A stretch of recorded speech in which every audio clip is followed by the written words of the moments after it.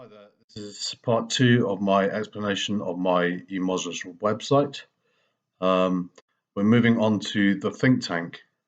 The think tank is a city within the city of the realm. It is split into three parts. The first part is the lowest part, once the bitter waters have been swallowed for all new entrants. The idea at this level is to get the maximum output of thought once the first concepts start to come to the initiates. The new recruits come from people with vulnerable issues and are selected mainly on their potential to improve. They live in surroundings that are comfortable and leisure-orientated. They listen to music and watch a good selection of global channels, play games and follow current affairs. They may play sport and be encouraged to play team games. Once their concept or concepts have started to take root, they start to input psychologically and physically into their knowledge acquiescence database, (SENIOR or CADSA), and in small discussion groups start to work on grassroots initiatives. The level 1 area of the city is cavernous, and the enclosure within has a medieval feel and to the outside, but also has all the modern attributes of a leisure-driven initiative. All the data for entrance CADSs is stored, protected, and filtered to finely tune their direction for when they become seniors. This all happens in the data pipes areas, which is level 2 of the think tank. These sections have offices and residences for the administrators who work here and is split into two sections. The data pipes are stored under glass panels under the gardens and houses of administrators and sit within the hills on either side. The left-hand side deals with all CADSA information from the think tank and academy. The other side deals with the Largo opportunities that initiate the think tank, which are finely tuned later on at the academy, to which the initiates will progress either directly via the forum program.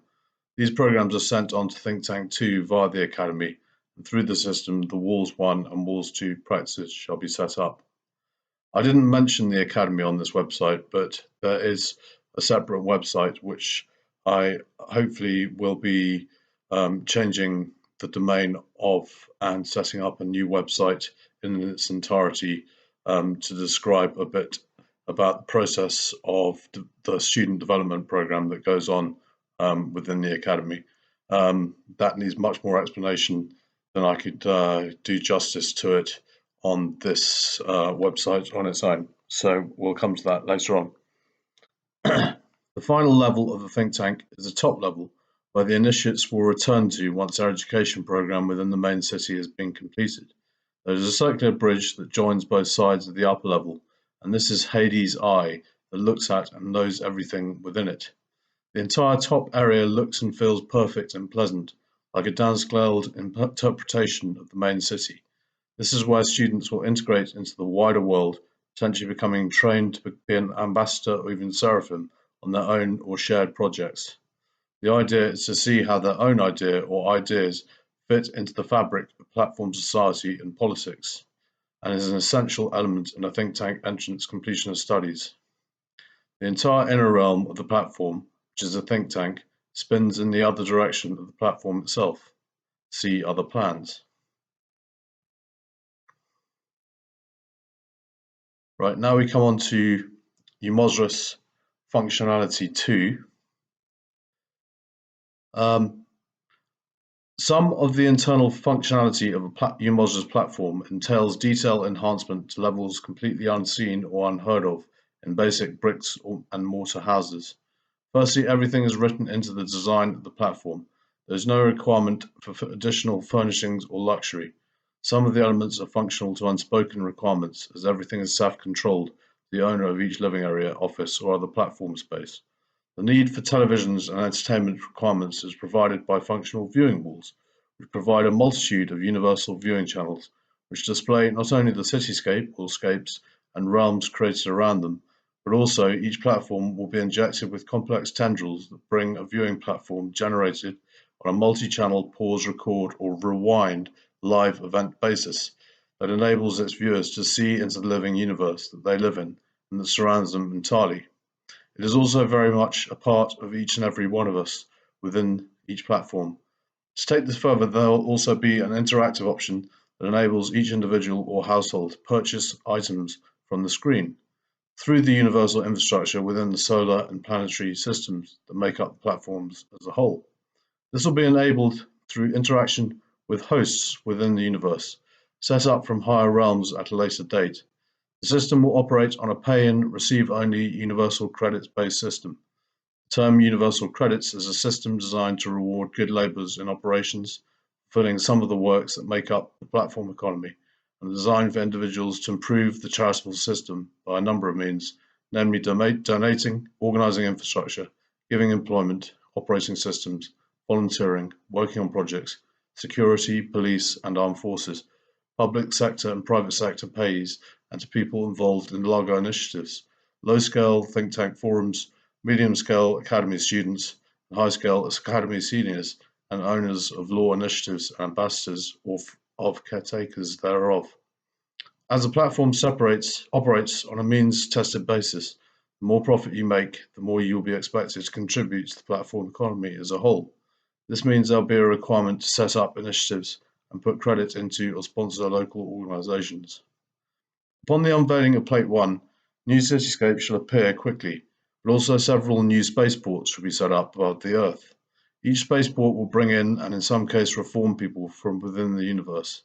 People who live where these spaceports are located will benefit from a series of useful entitlements when living in each platform located nearby.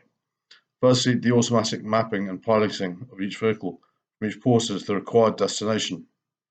The vehicles will be equipped with universal credits polarimetric reading scanners that make trade swift and simple. Each universal credits check can be topped up, used and refilled at any time required.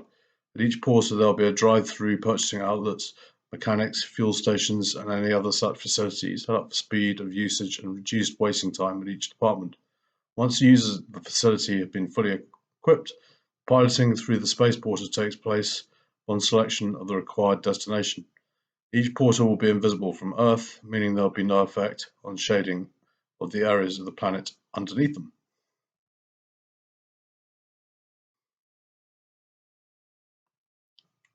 Right, okay, so next we move on to Gardens of Paradise.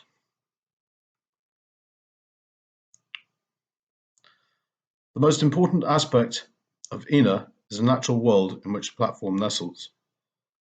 Between Walls 1 and Walls 2, there are vast areas of land that, although suitable for agriculture, go towards creating a garden of ENA that is a myriad of Ramsby's plant and animal species. This garden is designed by the existing galactical structure and embellishes designs from a deeper realm to enable patterns that, although geometric in structure, produce swathes of living pleroma of life, growing in abundance, and induce the vision of the vast variety of space phenomena formation from within the deeper realms of the galaxy. Viewed from above, this and the whole realm as a whole produce a detailed map of the known galaxy we inhabit. It is a free-flowing and organic nature, and due not only to the agricultural nature of the land, but also due to the seasons, is constantly changing but never out of flower. The nature of the flora and fauna are tropical, subtropical, and a mixture of the two, and they have varieties known to the world that the realm inhabits. This is made possible by a vast invisible dome that maintains an atmosphere and climate that is suitable to these requirements. Inside the city, the gardens are functional for their owners. There is no need for garden maintenance, and the plants are obedient to the better wishes of the dwellers within. Trees and forests are abundant and teeming with life within the city, for it is much a city designed for the countryside as it is for its inhabitants. From the grass roots and vines, everything is given cosmic life and changes form. In this way, all existing animals and plant life develop from this life-giving spirit that comes from the grass roots of their astral form. All who dwell within the realm are subject to this change.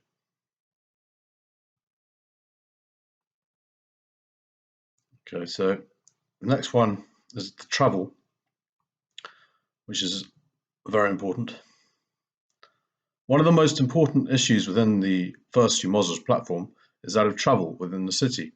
In UMOSRAS functionality 2, we touched upon complex viewing tendrils and matrices within the platform itself. This is also accompanied by white end, black end transfer tendrils that act as a fiber optic within the viewing tendrils. The complex black star, white star program, we hope to accomplish instant travel for people within the city. and indeed within the outer realm, reaching Walls 1 and Walls 2 practices.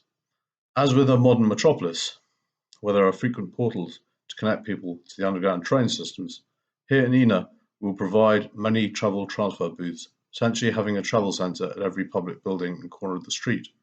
What is more, for a greater contribution of universal credits each year, or when needs must, it will also be possible to have one at your house or place of business. Booths will consist of a hermetically sealed two-door corridor, manned at either end, with two barriers, one for entry and one for exit. The staff who will man these booths will be experts on transfer mapping within the tendril system and will be able to access any inner realm travel codes through a detailed knowledge of the transfer mapping CADSA studied at the Academy. The travel program will be foolproof because the access staff will be able to plot the journey and read back the address of the destination once the access codes have been put in. A plurimatic reading scanner will read your retina and take a thumbprint to ensure there is no morphing in the travel phase. The experience will be nothing more than a short walk between two barriers that will lift when the transfer is ready at one end and again when complete at the other. Upon exit, you should be in another part of the city or realm, having spent little or no time travelling. In certain cases, a small amount of time may be taken in queuing. This is to prevent multiple entries or exits. And then we come on to the subject of where the energy will come from in the city and how this relates to the travel phenomena of Yesu. Yesu and LEMs. Looking back at Walls 1, you'll see I've talked about LEMs or local electricity matrices. An important aspect of setting up a grassroots universal city is the question of where the power will come from and can it be sustainable. The answer is we, the citizens, will be the source of that power. The energy dispersed by a single trip through the travel transfer system will be so great that the collective power of all trips taken will generate enough electricity to not only power ENA but other cities nearby. This will provide a good income for ENA, while at the same time contributing to the requirements for clean energy. The nature of the tendril system within the platform will mean that the electricity will be generated inside the platform, and where power is needed, a tendril will supply it. Because the platform is living, there will be no need for electricians to rewire a house when a change is required. This is because the tendrils are intelligent and can be programmed to change to a specific location. This applies to all aspects of the tendril system, including the living shoots and vines that nourish and protect the platform as a whole. Furthermore, some of the surplus energy will be allowed to evaporate through the living vines and will form as part of the invisible Cloud9 that is kept in the atmosphere by ENA's dome. This may be accessed by all greys or be tapped into by freestanding appliances within the realm.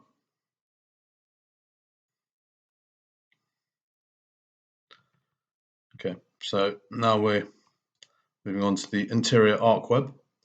INAL stands for Interior Arc Web and is the icing on the cake in terms of UMOSRAS creative platform. In UMOSRAS functionality 2, I touched upon unspoken control over the interiors or dwellings of places of business. These would be SAF controlled and would enhance living areas and spaces around them to requirements of those who live there. This means that all furnishings, appliance, and the interior decoration could be ordered to fit the residents. Then SAFCOMs would generate the products and make them appear exactly how required.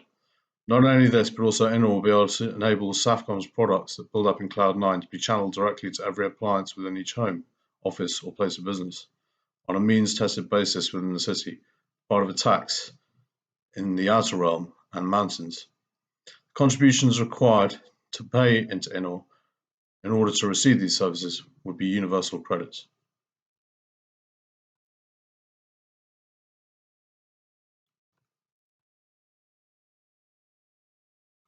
Okay, now we lead on to the legal remit or the ELILOD. Okay, the existing legal infrastructure or the legal organizational direction, these are the two entities or bodies that make up the entire crossover between world law as it stands to a universal law that will take all existing legal framework to a level that is a fair and perfect way of representing, maintaining all legislation past, present, future. Crossover point will be the arrival of INA and a heavenly law directed from a far higher perspective. In universal terms, the master key will be held in new heaven. Facility will provide an integration program that will enable global law to bond the grassroots of the universal scheme. In so doing, as in all practice from UMOSRAS, earthly concepts shall be revitalized and undergo ethereal change that shall enable a future reality that can not only simplify but take to a much higher schematic, an aged and limited concept whose potential has reached its maximum. In fact, in so looking at Elilod, we can see how the LaWeb, see Largo law, embellishes all earthly concepts with universal potential through a law that runs through Ina's practices, and taking this further, how the two concepts meet and one complement the other. In other words, a legal framework that runs through all concepts put into practice from UMOSRAS, that processes from the planting of the first seed, the first thought, through the earthly infrastructure that returns to revitalized universal practice of the Seraph Knowledge Acquiescence Database, or CADSA.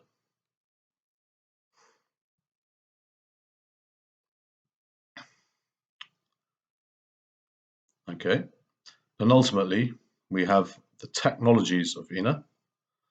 So due not only to the LightWeb interface of shared technologies and help, INOR and undergoing temporary arc connections, XOR will emancipate a dowry of highly futuristic and concurrent SSP and ICC status quo equipment and small to large scale consoles that will operate through the ESP interface to ensure that everyone, no matter how large or small their contribution, will be best equipped for the journey of shared universal discovery that we shall all undertake. All Gray's craft will be equipped with highly secure interface and the cutting edge of space technology in terms of anti-gravity, speed and soundness, security, protection and weaponry brackets where needed. There will also be a major accumulation of flight plan consoles at one of the practices in Wars 1, which will deal specifically with not only the ENA space program, or the ESP, but also for a long-term processing of the Commonwealth directives through the Far ENA Secret Space Target Arc, or the FESTA. Adjacent to this will be the concentration of both the pre-arm and realm-arm console bridges, or the PRCBs, both practices in their own right, which will deal with the near ENA and far ENA concerns respectively. The interface system is a three-tier system in itself. Primary interface consoles, or PICs, are the key holders and authorities over each practice and should be at the very least a grounded seraph in order to be equipped with the full body of technology and security that comes with these positions. Secondary interface consoles, or SICs, are given to the workforce that is local to the practice in question and will be revisited or +1 heroes from within the academy system. And finally, tertiary interface consoles, or TICs, are attributed to the subsequent two-level apprentice levels of the academy or any other such practice-linked program, and will mainly be used to mesh the processing of fresh ideas and apply them to scenarios where they can be used for the common good. In both the case of the SICs and the TICs, application for the CASA will be continually under the watchful eye of the entire academy practice attribution program at level 2 of the think tank. The think tank itself has coined the idea of data pipe storage of information, ensuring that there are no mishaps concerning the CADSs, lost CADSs, or any CADSs missing. This ensures that hard copies are made of everything that initiates from the law, and that no matter where ideas are farmed out to in order to create the Commonwealth and to set up the existing legal infrastructure initiates of future legal organizational direction, ethereal realms targets, data is always protected, and the clout of each CADSA remains within ENA itself. These data pipes farm the LightWeb through a bit-hyphenated PDJM, pre-arm defense and judgment molecule, and crime and accident premonition and prevention systems controlled network through Cloud9, which in itself, without hard storage, doesn't provide enough tangible resource in order to generate security for every candidate within the entire process, hence the use of the data pipe storage system. Wars 1 are the engine of city protection. Their existence puts the onus on the city within the realm and ensure that no permanent arc connection is created without rigorous checks to ensure that temporary arc connections become permanent. The brackets of Wars 2 are the way this law is enforced. Their technology is fully licensed by Deep Space Sith inversion entrenchment that reverses unlicensed processes such as geoengineering that we see on the planet today. The technology breathes fire into the city and ensures that Contrary to bilious storm clouds set to destroy our fine weather, the atmosphere within the dome of the entire realm is filled with a time-cleansing and automatic technology repairing system called Space TM or Space LOD. This is not the only product that Cloud9 purveys, but is the one common factor that is free to everyone within the entire domain. In fact, Space TM is messianic in its capabilities, intelligently collating information about requirements for commodities shared out by Cloud9 and dealing with tax, which is tax, and PAX, which is the accreditation of such options. Operations of the interface system require some form of AI, as is in the case of the outside world. In ENA, the AI is Christian-based, which means we are dealing with an ascended metamorphosis of transhumanism in the brainchild of the whole program, and it is a connection tool fully embellished within the light web and bit-hyphenated programs that offers the potential to transmit all forms of communication through it by a particle permanent arc web of faith. Okay, so now we move on to the final section, which are the other plans.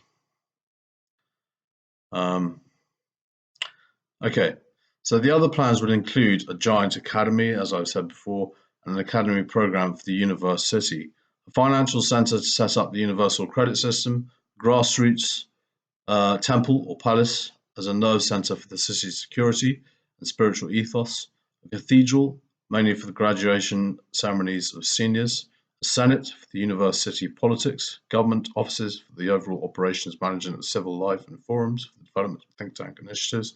There'd also be sporting arenas, including race courses and a large hotel and other small ones with Gray's storage facilities as a prefecture for visitors to the realm.